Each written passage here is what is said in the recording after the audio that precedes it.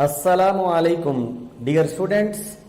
Modern physics में बिल्कुल जो स्टार्ट में हमने जिस टॉपिक को डिस्कस करना है वो है मैक्स प्लैंक थ्योरी। ये जो प्लैंक साहब हैं इन्होंने क्या कहा था, मैक्स प्लैंक के अकॉर्डिंग ऑल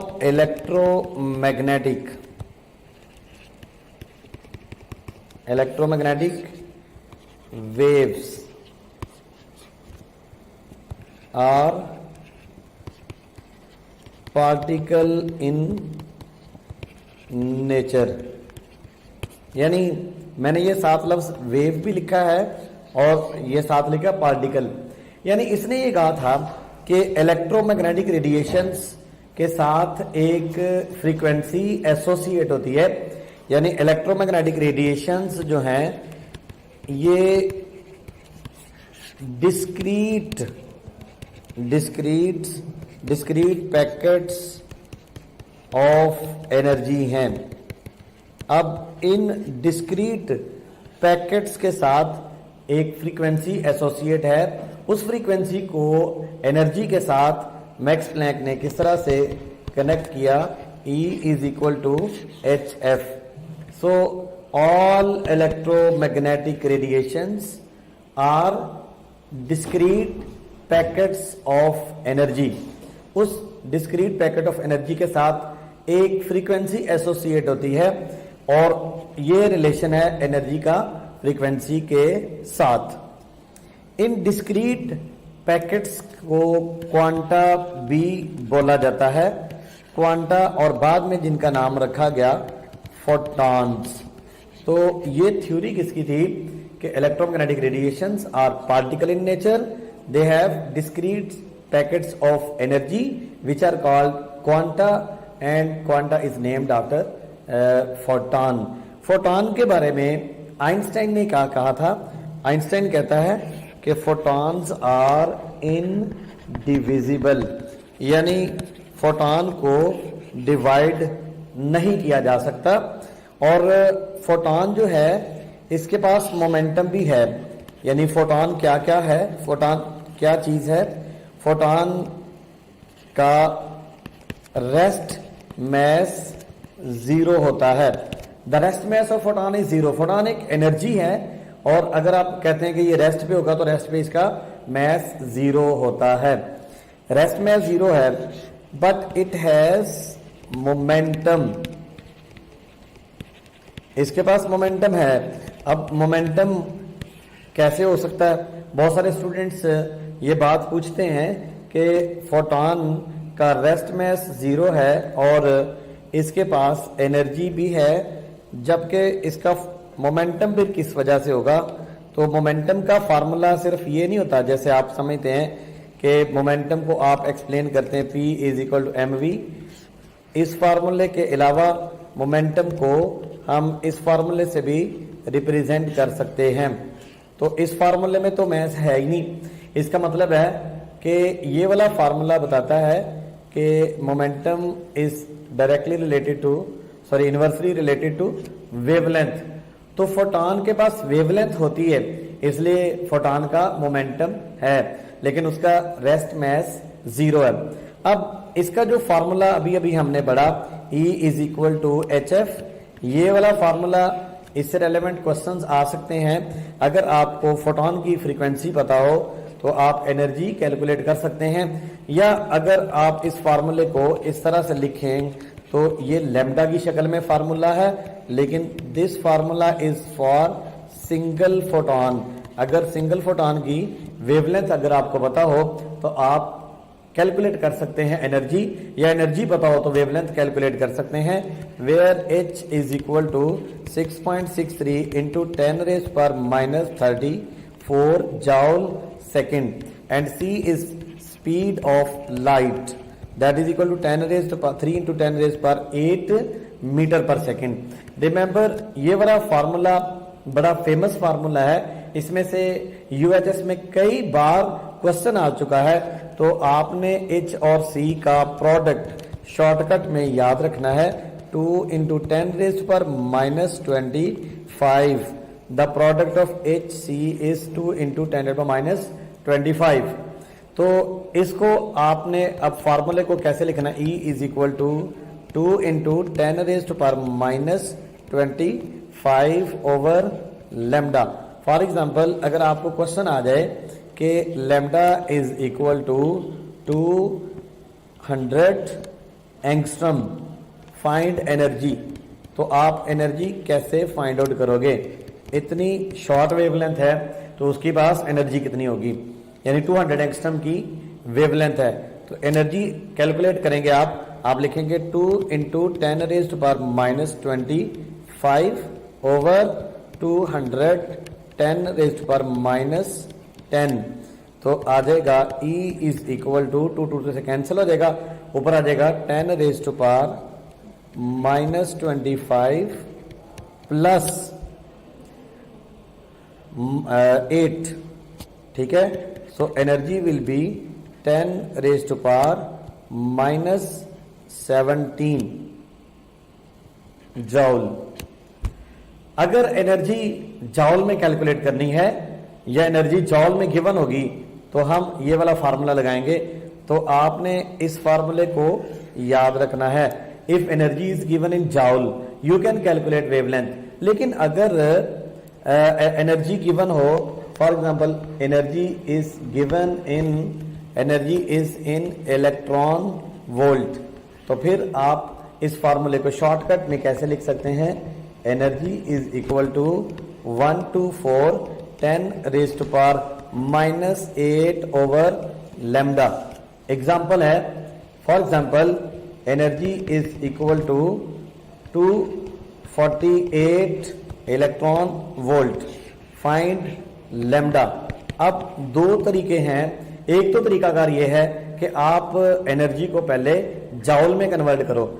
जॉल में कन्वर्ट करने के लिए 1.6 इंटू 10⁻⁻19 जॉल से मल्टीप्लाई करना पड़ेगा, देन आप ये वाला फार्मूला लगाओगे, क्योंकि ये वाला फार्मूला तभी एप्लीकेबल है अगर एनर्जी जॉल में गिवन है।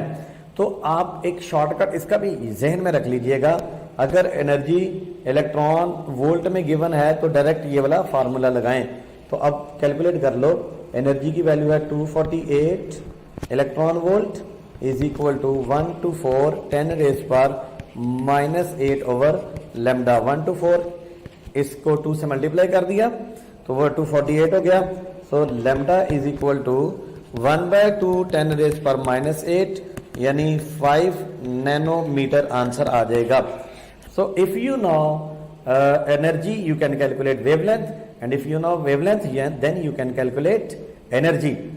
अभी मैंने इस फार्मूले को आपके साथ डिस्कस किया, एक बार फिर इसके कुछ और फर्दर इसी को हम डिस्कस करते हैं। जनाब, एक सिंगल फोटॉन के लिए एनर्जी का फार्मूला था hc over lambda for n photons. If there are n photons, energy will become E is equal to n hc over lambda. अगर पावर की बात की जाए, जैसे 2018 में इस तरह का क्वेश्चन आया था, तो आप पावर फाइंड करेंगे तो टाइम से डिवाइड कर दें दोनों तरफ, n over t hc over lambda। तो इसको क्या पढ़ेंगे, number of photons per unit time। What is this? This is power, n over t into hc over lambda। तो 2018 में जो क्वेश्चन आया था उसमें आपने फाइंड आउट क्या करना था, n/t number of photons per unit time। Given क्या था, गिवन थी पावर, तो आप पावर यहां पर पुट करें। hc की प्रोडक्ट मैंने आपको बताया दैट इज 2 इंटू 10⁻⁻25। इस तरह से आप फर्दर देखिए जरा, इसके बाद फार्मूला ये भी है एनर्जी का, E is equal to mc square. This formula is for any particle. किसी भी पार्टिकल के लिए अगर आपको मैस गिवन है तो आप एनर्जी कैलकुलेट कर सकते हैं। और यहां से आप यूं भी फार्मूला लिख सकते हैं, E is equal to PC। If momentum of a particle is given you can calculate energy. और इसी तरह से एनर्जी है HF के इक्वल फोटॉन भी पार्टिकल की तरह बिहेव कर सकता है, उसके लिए भी फार्मूला ठीक है, HF is equal to PC। If you know frequency you can calculate momentum, if you know momentum you can calculate frequency.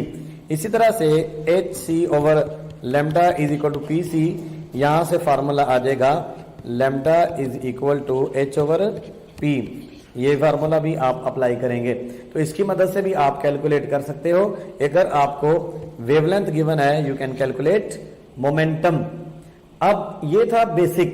इसी तरह बेसिक से मैं आगे डी ब्रॉगली आपको समझाता हूं इसी पेज के ऊपर। यानी डी ब्रॉगली अगर आप पढ़ना चाहते हैं डी ब्रॉगली, तो डी ब्रॉगली ने क्या कहा था जनाब, उसका ये हाइपोथेसिस था कि अगर लाइट एक वेव की तरह है, लाइट वेव है, तो it can behave like particle, can behave like particle. तो फिर हर पार्टिकल के साथ एक वेव भी एसोसिएट होनी चाहिए। अगर लाइट वेव होते हुए पार्टिकल की तरह बिहेव कर सकती है, तो फिर हर पार्टिकल, मैं लफ्ज बोल रहा हूं हर पार्टिकल, जरूरी नहीं चार्ज्ड पार्टिकल, हर पार्टिकल जो मोशन में होगा उसके साथ एक वेव एसोसिएट होगी। तो डी ब्रॉगली का जो हाइपोथेसिस है उसके अकॉर्डिंग फार्मूले जितने भी डी ब्रॉगली के हैं H ओवर P या H ओवर M V। अब इस फार्मूले में अगर मैं कहूं if two particles having same speed V is same, अगर दो पार्टिकल है उनकी वेलोसिटी सेम है तो आएगा lambda 1 over lambda 2 is equal to M2 over M1। अगर मेरे पास एक अल्फा पार्टिकल है और एक है प्रोटॉन, तो उनके लिए लैम्डा 1 ओवर लैम्डा 2 कैसे आएगा, लैम्डा 1 सपोज प्रोटॉन है और लैम्डा 2 अल्फा पार्टिकल है, तो अल्फा पार्टिकल का मैस होगा 4m और प्रोटॉन का मैस है m, तो आंसर आएगा 4:1। अब यही फार्मूला आप ऐसे भी लिख सकते हो, lambda is equal to H over 2m kinetic energy, यानी मोमेंटम की बजाय काइनेटिक एनर्जी की शक्ल में। अगर क्वेश्चन आ जाए if kinetic energy is same, यानी दो पार्टिकल है, एक फोटॉन है जैसे और एक अल्फा पार्टिकल है, उनकी काइनेटिक एनर्जी सेम है, तो ये वाला फार्मूला होगा lambda 1 over lambda 2 is equal to M2 over M1 under root. अब आप ये मत सोचिएगा कि यहाँ बगैर अंडर रूट के है, यहाँ वेलोसिटी सेम है, यहाँ काइनेटिक एनर्जी सेम है।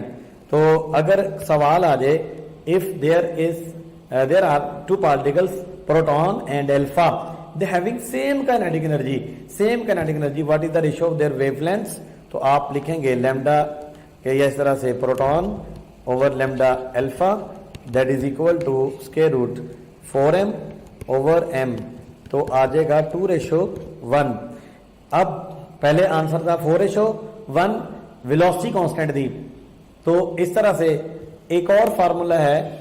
अगर आप इसी फार्मूला को ऐसे लिखते हैं lambda is equal to H over 2m V Q, यानी ये वाला फार्मूला क्या है, अगर आप काइनेटिक एनर्जी को, कोई भी एनर्जी जो होती है वो QE के बराबर, QV के इक्वल होती है, चार्ज इनटू पोटेंशियल, तो kinetic energy of a charged particle. अब अगर वोल्टेज सेम हो, V इज सेम, यानी if alpha particle and proton are, if alpha particle and proton are accelerated by same potential, same voltage, तो formula होगा lambda 1 by lambda 2। अब voltage same है तो आएगा M2 over M1 into Q2 over Q1, यानी अगर, और साथ क्या आएगा अंडर रूट। तो यानी वेवलेंथ का ताल्लुक कब किसके साथ कैसे होगा, इसके अलावा डी ब्रॉगली में और कोई फार्मूला नहीं आ सकता। तो डी ब्रॉगली का फार्मूला सिंपल है, lambda is equal to H over P, H over MV, H over 2m kinetic energy, और काइनेटिक एनर्जी को इससे रिप्लेस कर दिया। तो अब आपको पता हो चलना चाहिए, अगर कहा जाए अल्फा और प्रोटॉन का मोमेंटम सेम है, अगर मोमेंटम सेम है तो दोनों की वेवलेंथ भी सेम होगी, H तो ऑलरेडी कांस्टेंट है। अगर कहा जाए वेलोसिटी कांस्टेंट है तो उनका ये रिलेशन होगा, अगर कहा जाए काइनेटिक एनर्जी कांस्टेंट है तो ये है, अगर कहा जाए वोल्टेज कांस्टेंट है तो फिर ये आएगा। तो इसको जहन में रखना, आपने इनसे रेलेवेंट क्वेश्चन आ सकते हैं। इसके बाद हम अगले लेक्चर में बढ़ते हैं फोटो इलेक्ट्रिक इफेक्ट।